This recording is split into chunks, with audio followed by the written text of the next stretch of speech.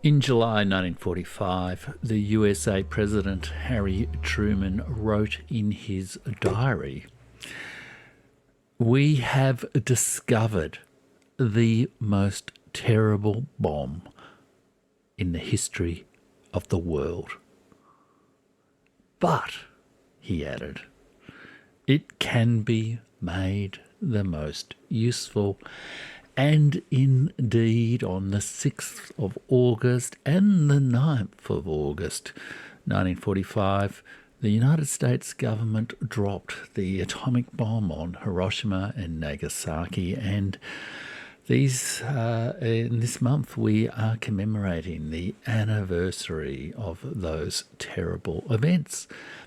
80 years later, the USA government has scrupulously avoided for decades apologising for the use of atomic weapons, killing in a record that has never been exceeded in a single operation, the most people ever in a wartime operation. Truly devastating damage. Yet, there has never been an apology. Indeed, as I'm recording this video, senior officials of the United States government advocate use of tactical nuclear weapons, the feasibility of conducting, in the United States at least, surviving a limited nuclear war. And indeed, there is a game of nuclear brinkmanship, it seems, being played by the United States against maybe both China and Russia, including the deployment of nuclear submarines towards the Russian coast.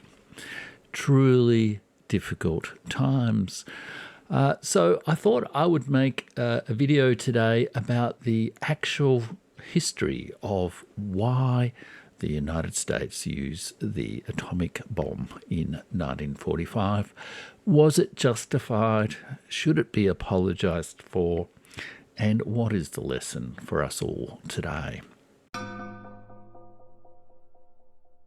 My name's Jeff Rich. This is The Burning Archive, where I put current day events in a broader, deeper historical and cultural context so you can make sense of this puzzling and at times quite frightening world. And in many ways, we are as close to the brink of nuclear war as we perhaps ever have. I will be making some further videos this week on that topic, including the ideas of current US officials about nuclear war. But in this video, I want to focus specifically on the history, what actually happened, and to what extent was the use of the atomic bomb a necessary and justified use of force to end the war, or was it indeed not such a thing? Was it in fact deployed for other reasons and not successful in its actual aims? Unnecessary, a disproportionate use of the most destructive weapons ever devised as yet by human beings. And I'm going to, I could just offer my own opinions, but what I want to do is actually talk to you about, in fact, read from the key couple of pages from this book here by Richard Overy, Blood and Ruins, The Great Imperial War, 1931 to 1945. Regular viewers of this channel will know I've referred to this book several times, and that it is in many ways a kind of a fresh interpretation from perhaps one of the world's most distinguished historians of World War II, which he renames in this book The Great Imperial War, 1931 to 1945. Of course, 1931 was when Japan entered Manchuria. It redefines the war not as just a European conflict, not all about Adolf Hitler and Nazi Germany and Neville Chamberlain and Munich 1938, but indeed much broader issues, including Asia and, of course, the United States. So it is absolutely brilliant. It was published in 2022, so it's quite recent. Richard Overy is British, he's not Japanese, he's not American, and he's widely acknowledged as the greatest scholar, perhaps of, one of the greatest scholars of military history. I've done a video on his book, The Causes of War, and I guess he does offer a viewpoint that is not defensively American, not defensively Japanese about this issue. So what I'm going to do is read from the relevant sections and maybe just offer a couple of interpretive comments at the end, as well as a couple of little footnotes during the discussion. And this is from the chapter in his book, which is the narrative chapter of the last 3 years of this great struggle from 1931 to 1945, the death of the nation empire, 1942-1945. We've got to the part of the story where Germany has been defeated in Europe, primarily by the efforts of the Soviet Union, but of course also with the combined efforts of the Allies, the British, particularly the British, USA, and liberated parts of Europe. We've reached the point where, if you like, the conclusion of the war is clear. The issue is, how do we get to a negotiated or military outcome of the war? How much effort should be placed on military operations? How much effort should be placed on diplomacy? And what should be the terms of a negotiated outcome? It's strangely reminiscent to events today. And here Richard Overy comments that the complications in Europe paled in comparison with the difficulty of forcing a Japanese surrender, since for the Japanese military the concept was unthinkable, a state of mind confirmed by the hundreds of thousands of Japanese servicemen who had already been killed, rather than give up a hopeless concept. However, it was a little bit more complicated than that. There had been formal and informal approaches by the United States and the Soviet Union to test a negotiated peace with Japan since 1938. And Richard Overy describes these various efforts. And one of the key factors here was that the Soviet Union was, until right at the end of the war, actually not at war with Japan. Of course, when Germany invaded in 1941, the last thing the Soviet Union could afford to do is fight on a second front. Leningrad was surrounded, Moscow was surrounded, the Soviet Union was fighting for its life. So there were complicated factors to do with Soviet intervention in the war. And this is a key factor in American decision-making about the use of the atomic bomb. So it's from, and indeed it's at this point that the Japanese ambassador in Moscow starts sounding out the Soviet willingness to broker a settlement with Japan, and Richard Overy says the idea of using Soviet intervention to moderate the expected draconian American peace was exceedingly risky, given the fact that the Japanese thought police detected rising communist sentiment in Japan and Korea, but it was one of the ways in which the Japanese leadership hoped to avoid a surrender that was rigorously unconditional. Okay, so I'm going to read from here. By June, the Japanese government faced an impasse. There was no outlet through neutral powers for a negotiated end to the war. The army insisted on maintaining preparations for the final showdown with the American invasion of the home islands, and there was growing evidence passed on by Hirohito's confidant, Kido Koichi, Lord Keeper of the Privy Seal, of popular unrest, even of sentiment hostile to the Emperor himself. Scrawled in graffiti on what was left of the city walls after 3 months of bombing, of course.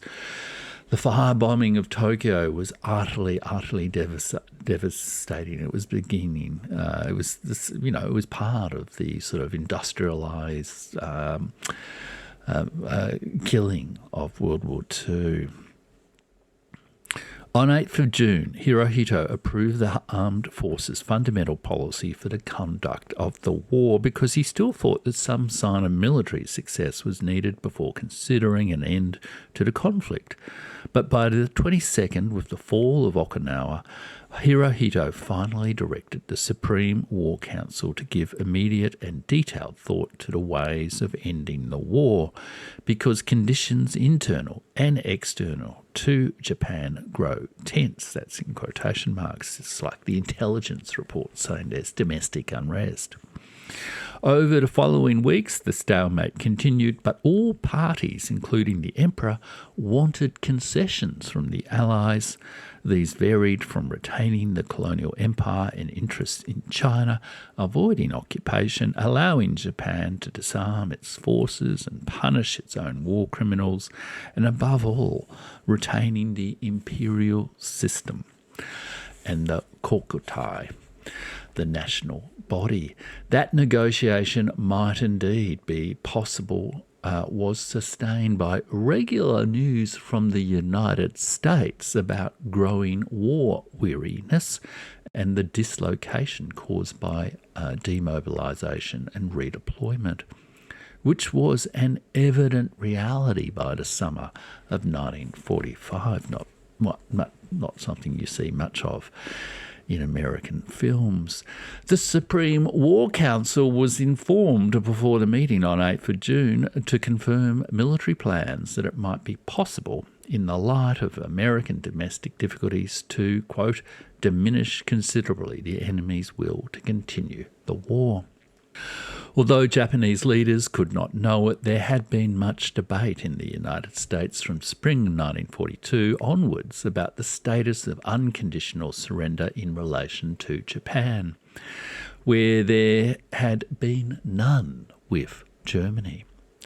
State Department officials who favoured a soft peace worried that if the Allies insisted on abolishing the imperial institution, it would provide, quote, a permanent incentive for insurgency and revenge.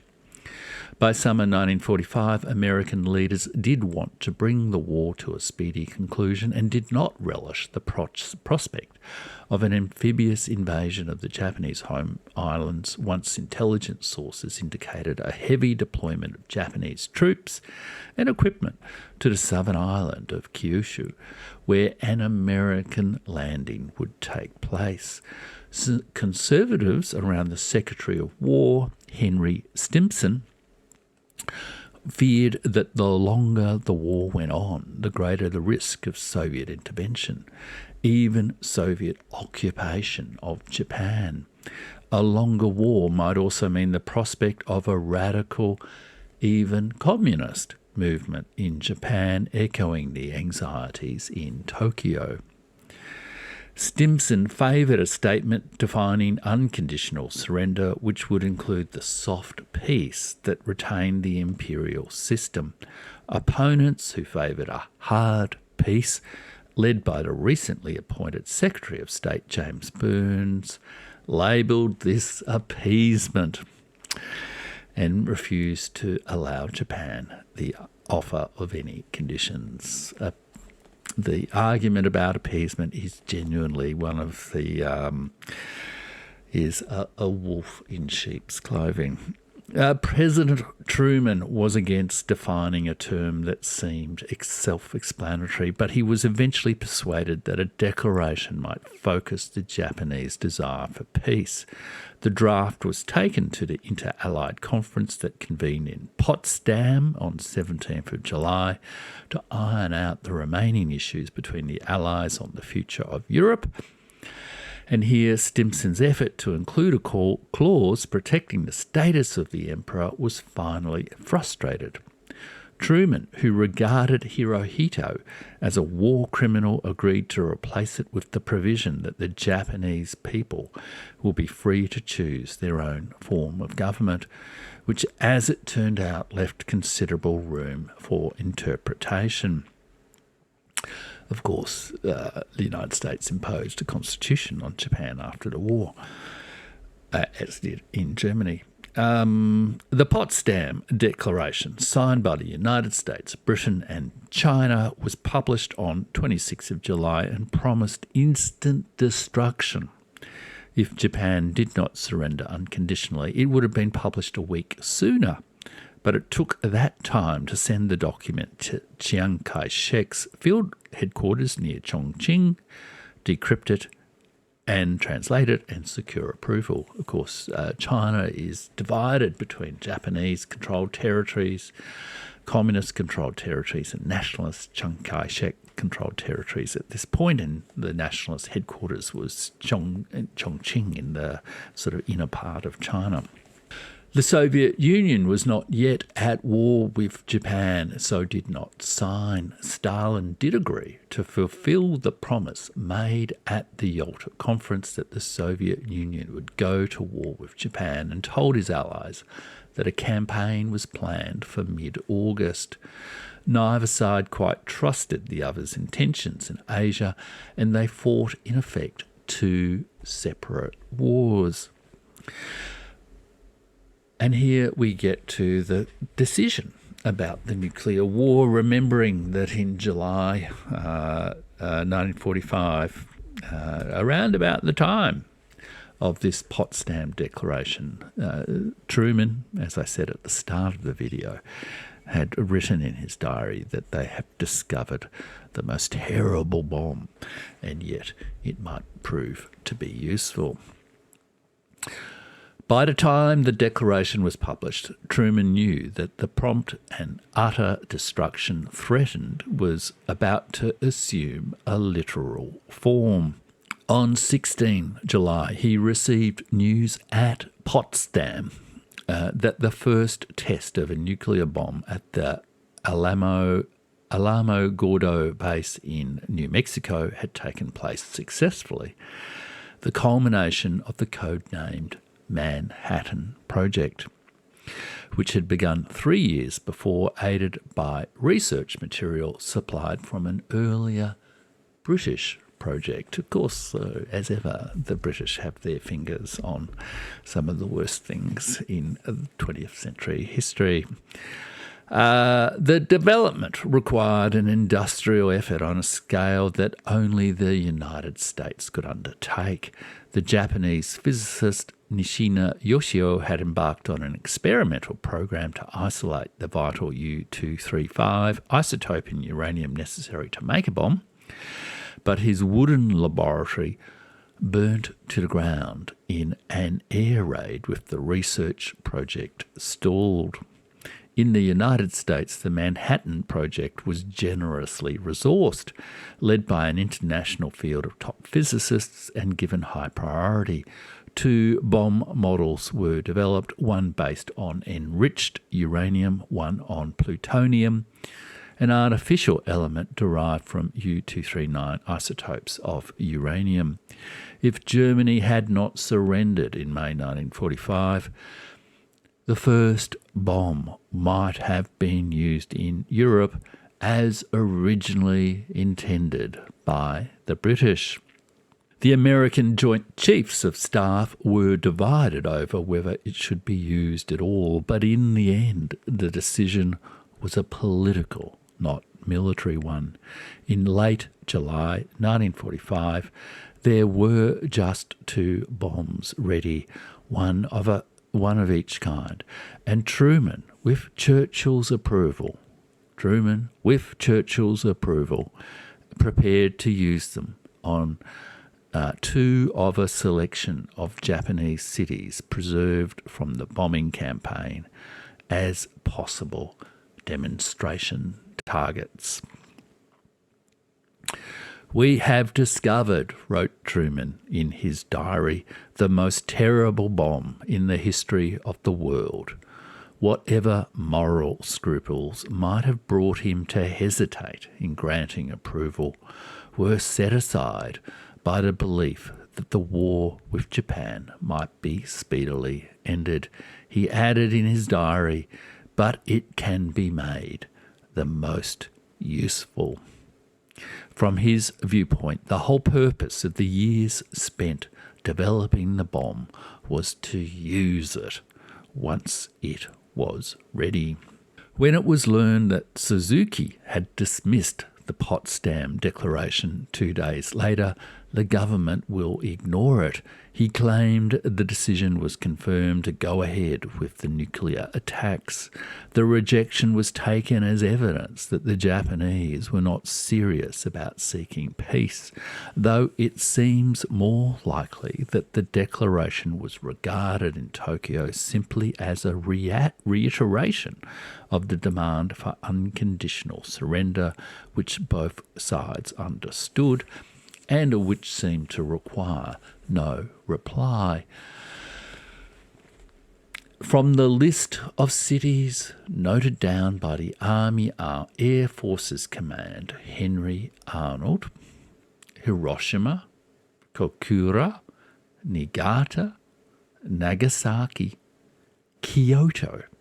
And let's just pause a moment for that. Think Kyoto, now a World Heritage Site, a city I visited last year, a city where, the world's most famous Zen rock garden has been there for, 600 plus years. A cultural treasure of the world could have been, was identified by the Americans in an act of utter vandalism as a demonstration site for the nuclear bomb. Anyhow, of those sites, Hiroshima, Kokura, Niigata, Nagasaki, Kyoto, the first was chosen. On 6th of August, a B-29 bomber, the Enola Gay, flying from Tinian Island in the Marianas in the Pacific, dropped the first bomb, insensitively nicknamed Little Boy by the Americans. At 8:15 in the morning, it exploded 1,800 feet above the ground, melting all human life within 1.5 kilometres of the epicentre of the explosion, burning those within 5 kilometres. And then, when the massive blast wave followed, tearing off the skin and destroying the internal organs of those who had survived the initial flash. The crew of the bomber watched the huge ball of fire and the mushroom cloud as they flew back to the base. And then there's a quotation. "If I live 100 years," wrote the co-pilot Robert Lewis in his diary, "I'll never quite get those few minutes out of my mind." 3 days later, the Japanese Supreme War Council met for a day of debate about how the war should end. The common assumption by Western leaders, endorsed many times since 1945 by the histories of the Japanese surrender, and listen to this, was to see the nuclear attack as the decisive factor that pushed the Japanese to capitulate. The pattern of cause and effect seems entirely plausible, yet it masks a more complex Japanese reality in the context of the conventional bombing offensive. The impact on the ground at Hiroshima did not seem very different from the aftermath of a devastating attack with incendiaries like the firebombing of Tokyo, which had already burnt out almost 60%. 60% of Japan's urban area and killed over 260,000, that's more than a quarter of a million civilians. By the time the council met, there was also the Soviet invasion of Manchuria to consider. On 8th of August, the Soviet foreign minister informed the Japanese ambassador in Moscow that a state of war would exist between the two countries the following day. Suzuki saw this as decisive because it ended any hope of Soviet mediation and ran the risk of a Soviet invasion of Korea or the home islands. On the morning of 9th of August, the Supreme War Council assembled and a long argument ensued. The military half of the council wanted to continue the fight unless the Allies abandoned plans for occupation, allowed the Japanese to disarm themselves and punish their own war criminals, and kept the imperial system intact. The other half followed Foreign Minister Togo Shigenori in accepting the Potsdam Declaration as so long as the imperial system could be retained. One condition against the army's 4 conditions. None of those present favoured surrendering unconditionally, even after news arrived that a second bomb, this time the Fat Man plutonium bomb, had been dropped on Nagasaki that morning, rather than the intended target of Kokura, which was obscured by cloud. The deadlock was only resolved late on the 9th when Hirohito, lobbied by Suzuki and Kido, agreed to call a late-night imperial conference. The Privy Council President Hironuma Kichoro told the meeting that the domestic situation was reaching crisis point. Quote, continuation of the war will create greater domestic disorder than termination of the war. Hirohito had for weeks been warned that popular feeling against the war and his own person was fueled by the bombing and a widespread food crisis, and this almost certainly weighed with him as much as the bomb and the Soviet invasion. When Suzuki finally asked Hirohito to intervene in the early hours of the 10th, the emperor announced that he sanctioned the decision to accept the Potsdam Declaration, so long as the imperial system was retained. The following day, the Allies were notified formally of the conditional acceptance of their terms.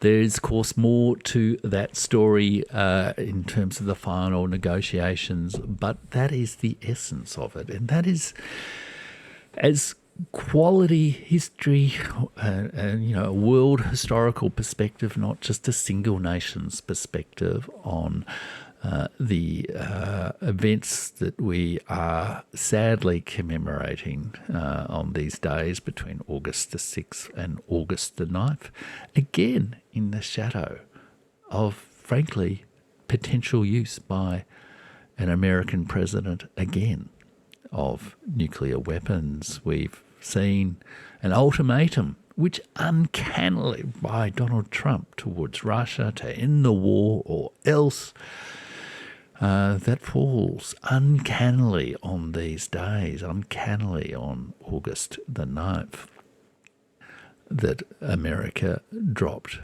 the Fat Man on Nagasaki. And we see people talking about the use of limited nuclear weapons. But I will leave those discussions and the discussions for why America, after all these years, still fails to apologise, still justifies itself in these weapons, despite the view there put by one of the world's most distinguished military historians, Richard Overy, that indeed this cruel killing of 250,000 civilians plus was unnecessary and in essence not the essential factor in bringing an end to the war. I hope you've enjoyed that discussion. Again, I could have offered my own interpretation. You'll see many YouTuber-type versions of events, but I wanted to offer you something which is, quality, scholarly, contemporary, as in current. This was published in 2022. A broad perspective, a world historical perspective, and that dispassionately sort of discusses the events.